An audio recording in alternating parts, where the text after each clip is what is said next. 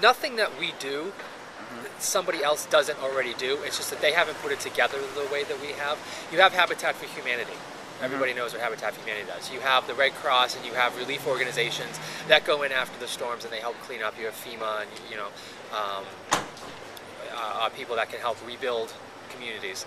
And then you also have all the technology companies that are out there that are making these materials. But the three of them haven't been married yet. And they certainly haven't been married through a grassroots youth organization that is service-oriented. So there was a lot of research done trying to answer that question of, this has to already exist in some fashion. And if it doesn't, why not? Has somebody already tried it and it didn't work for a particular reason? And the answer that we found was, no, nobody's done it in this way yet.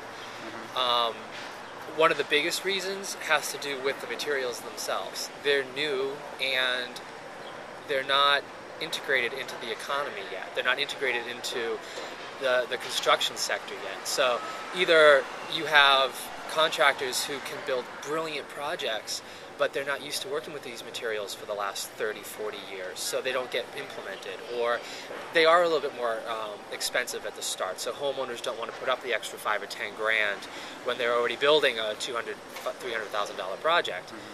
But, our point of view is that you spend the extra 10 grand at the start maybe, and it will save you from having to rebuild again next year if, another Hurricane Katrina or Andrew comes through the Gulf Coast.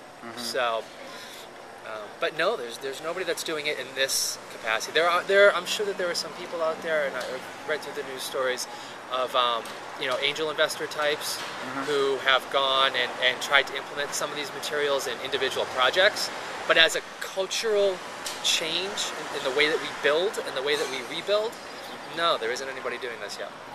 All the people that I know are mostly in my social group that helped me start it, they're all in their 20s or early 30s. Second, the economy. Remember, we launched this right in the middle of the big downfall last year. So the stock market was losing 300, 400 points a day, and here we were starting a charity asking people for money.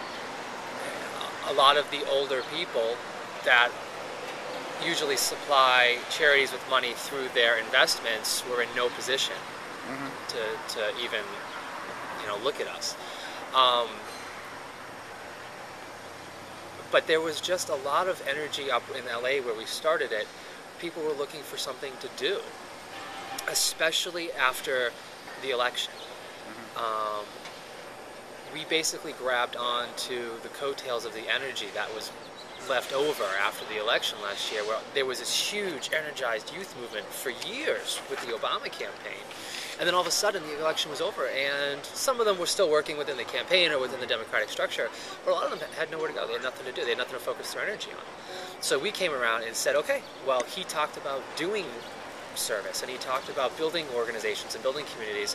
Now, let's actually put the work, to where the words are, and let's do it. So I think that was the reason, is that we had a great lead-in in Obama's campaign, and all this energy had to have somewhere to go. So we gave it that opportunity. We gave people that ability to come to an event, to come to a party, to come read about what we're doing, and eventually this summer to come down and actually put the hammer in their hand and do the service that the president has been talking about that needs to get done.